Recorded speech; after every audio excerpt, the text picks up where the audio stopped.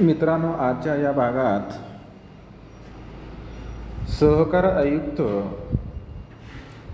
व निबंधकाच्या जबाबदाऱ्या पाहू. सहकार आयुक्त म्हणजे काय, अर्थ, व्याख्या आणि सहकार निबंधकाची भूमिका, तसेच निबंधकाच्या कार्याची माहिती आणि निबंधकाला असलेले अधिकार या आधी आपण पाहिलेला आहे.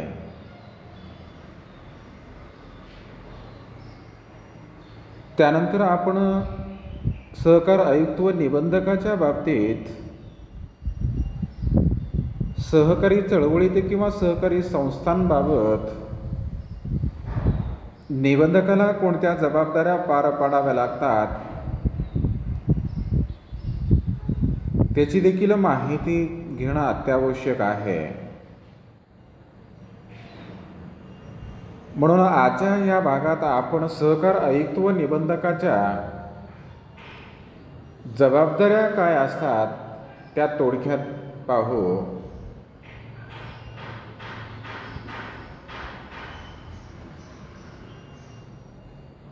निबंधकाला आपली कामे व्यवस्थितपणे पार पाडण्यासाठी आपल्या अधिकारांचा योग्य वापर करावा लागतो.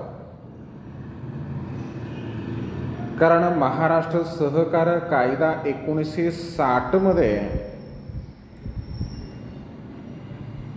निबंधकाचे अधिकार स्पष्ट केले आहेत आणि त्या 1960च्या सहकार कायद्यानुसार निबंधकाला अधिकार प्राप्त झाले आहेत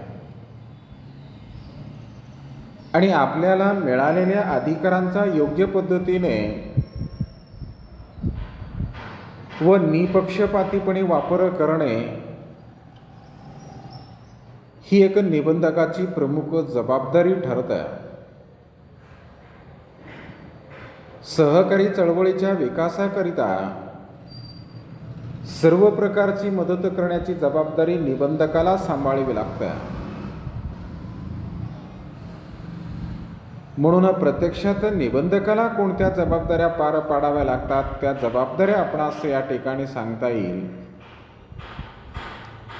त्यामध्ये पहिला, सहकारी तत्वांचे पालन करणे. सहकाराचे काही तत्व आहेत. मग अशा तत्वांचे सहकारी संस्थेकडून सक्तीने पालन करण्याची जबाबदारी निबंधकाने पार पाडली पाहिजे. जर एखादी सहकारी संस्था तत्वांचं पालन करीत नसेल तर किंवा तत्वांचं भंग केला असेल तर संबंधित संस्थेवर कारवाई करण्याची जबाबदारी निबंधकाची असते. म्हणजेच सहकारी संस्था सहकार तत्वांचे पालन करतात की नाही यावर लक्ष देण्याची जबाबदारी सहकार निबंधकाची आहे. त्यानंतर दुसरा, सहकारी संस्थांची गुणात्मक वाढ करणे. केवळ सहकारी संस्थांची संख्या वाढवून उपयोगी होत नाही. मुळात सहकारी संस्था ह्या आर्थिकदृष्ट्या दुर्बल असतात. अशा संस्था नोंदणी होत असताना त्या संस्थांची गुणात्मक प्रगती होते की नाही हे पाहण्याची जबाबदारी निबंधकावर असते. सहकारी संस्थांना प्रसंगी अर्थसहाय्य करणे, संस्थांना मार्गदर्शन करणे, गुणात्मक विकास घडवून आणणे याही जबाबदाऱ्या निबंधकाला पार पाडाव्या लागतात. म्हणजेच दुसरा, सहकारी संस्थांची गुणात्मक वाढ घडवून आणणे. त्यानंतर तिसरा, संस्थेच्या कार्यात एकसूत्रीपणा राखणे. महाराष्ट्रात वेगवेगळ्या प्रकारच्या सहकारी संस्था आहे. म्हणजेच संपूर्ण सहकारी क्षेत्र. मग अशा सहकारी क्षेत्रांशी अनेक घटकांचा देखील संबंध येतो आणि विविध घटकांच्या धोरणांप्रमाणे सहकारी संस्थेचे कार्य सुसंगतपणे चालले आहे की नाही हे पाहण्याची जबाबदारी निबंधकाची असते. विविध सहकारी संस्थांना मदत करण्यासाठी जिल्हा पातळीवर सहकारी संघ स्थापन केलेला आहे. हा संघ सहकारी संस्थेच्या कार्यात एकसूत्रीपणा निर्माण करतो. सहकारी कायद्याने निबंधकाकडे सोपवलेली ही अत्यंत महत्त्वाची जबाबदारी निबंधकावरच असते. म्हणजेच संस्थेच्या कार्यात सुसूत एकसूत्रीपणा राखणे ही जबाबदारी निबंधकाची असते. त्यानंतर चौथा, अपप्रवृत्तींना आळा घालणे. सहकारी क्षेत्रात अपप्रवृत्ती दिसून येतात. मग अशा अपप्रवृत्तींना आळा घालण्याचं काम सहकार निबंधकाला करावा लागतो. म्हणजेच सहकार तत्वांबाबत अपप्रवृत्ती पसरविणे किंवा सहकारी संस्थेमध्ये भ्रष्टाचार, गैरप्रकार, अपराध या बाबी होत असतात. अशा प्रवृत्तींना आळा घालण्याची जबाबदारी सहकार निबंधकाची आहे. त्यानंतर पाचवा, समन्वय साधणे. सहकार आयुक्त व निबंधक हा सहकार खात्याचा प्रमुख असतो आणि सर्वोच्च अधिकारी देखील असतो. राज्यातील सहकारी संस्थांची वाढ व विकास यासाठी ते सतत प्रयत्नशील असतात.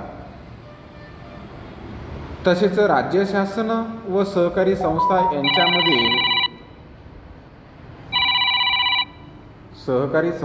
यांच्यामधील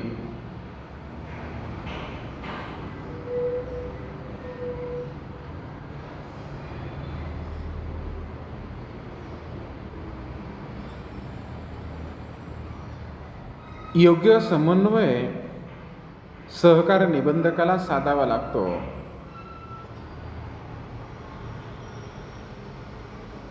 राज्य शासन व सहकारी संस्था यांच्यामधील दुवा देखील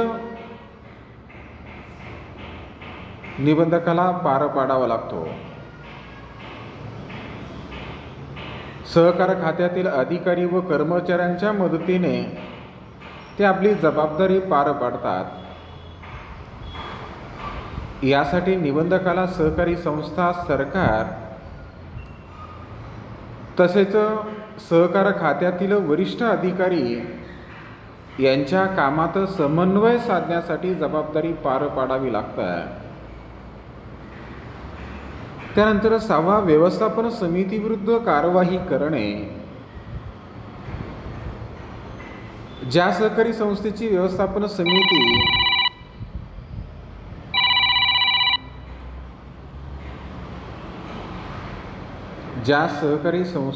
व्यवस्थापन समिती सहकार कायदा व उपविधीतील तरतुदींचे पालन करीत नसेल तर अशा व्यवस्थापन समितीविरुद्ध कारवाई करण्याची जबाबदारी निबंधकावर असते. त्यानंतर सातवा, अंकेक्षण व्यवस्था करणे. म्हणजेच लेखापरीक्षण तथा हिशोब तपासणी. सहकारी संस्थांची हिशोब तपासणी दरवर्षी घेणे बंधनकारक असते. एखाद्या संस्थेची हिशोब तपासणी झाली नसेल तर ती करून घेण्याची जबाबदारी निबंधकावर असते. आपल्या कार्यक्षेत्रातील सहकारी संस्थांचे लेखापरीक्षण शासन मान्यताप्राप्त लेखापरीक्षकाकडून करून घेण्याची महत्त्वपूर्ण जबाबदारी निबंधकाला पार पाडावी लागते. त्यानंतर 8वा, संस्थेचे समाप्तीकरण करणे. सहकारी संस्थेचे कामकाज समाधानकारक चालत नसेल किंवा बऱ्याचशा सहकारी संस्था डबघाईस येतात, मग डबघाईस आल्याची खात्री निबंधकाला झाल्यास सहकार निबंधक विलयन अधिकाऱ्याची नेमणूक करून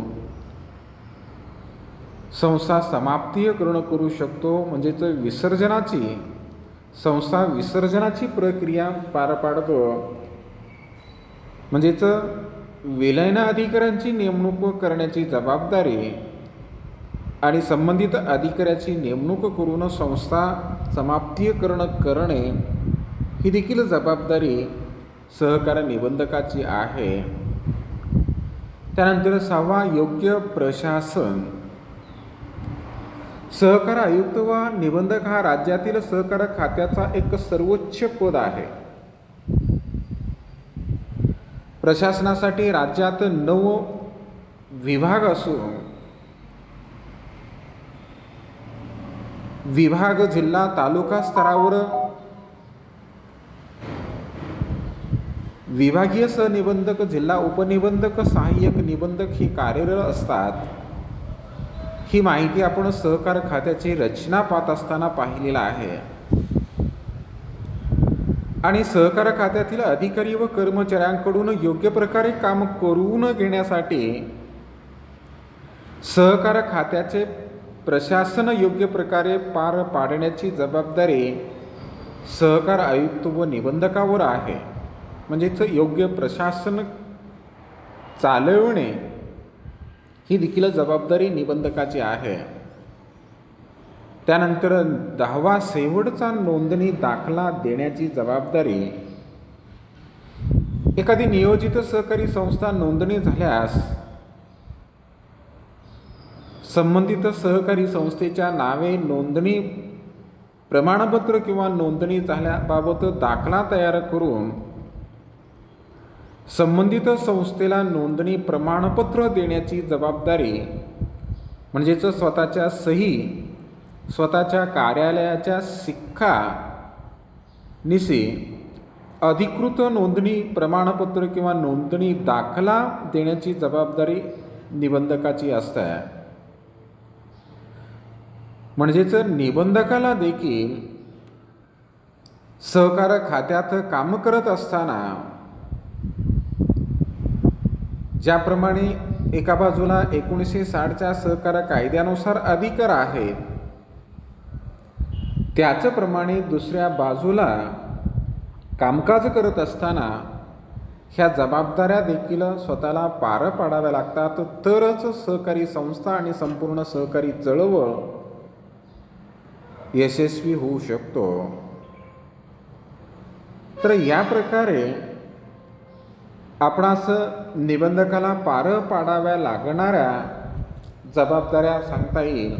तर या ठिकाणी आपण थांबू आणि हा प्रकरण देखील या ठिकाणी संपलेला आहे. तर या प्रकरणामध्ये किंवा या प्रकरणावरून एक फरक स्पष्टीकरण विचारला जातो. अध्यक्ष आणि सहकार आयुक्त व निबंधका. तर याचं देखील वाचन करा, अभ्यास करा आणि या प्रकरणाच्या खाली जे काही सारांश म्हणून मुद्दे दिलेले आहेत त्या मुद्द्यांचं देखील या ठिकाणी माहिती मिळवा आणि सर्व प्रश्न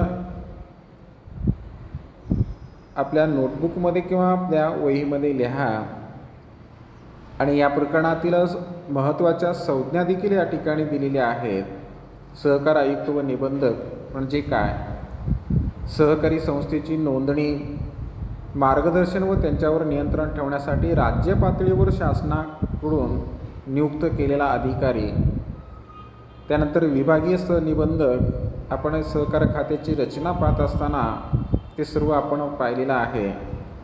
राज्यातील सहकारी चळवळीचे विभागीय स्तरावर नियंत्रण करणारा अधिकारी म्हणजेच विभागीय सहनिबंधक आणि जिल्हा उपनिबंधक, जिल्हा स्तरावर सहकारी संस्थांची नोंदणी व त्यांच्यावर नियंत्रण ठेवणारा अधिकारी म्हणजे जिल्हा उपनिबंधक.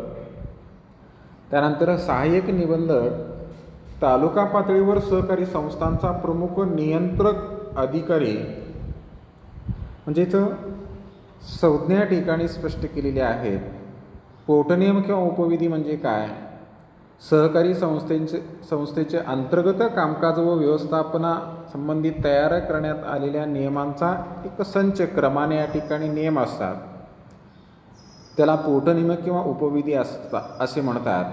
तर या प्रकरणातील या महत्त्वाच्या संज्ञा आहेत. आता त्याच्याखाली या ठिकाणी स्वाध्याय दिलेले आहेत. हे स्वाध्याय सर्वांनी सोडवा आपल्या वहीमध्ये. तर या ठिकाणी आपण थांबू.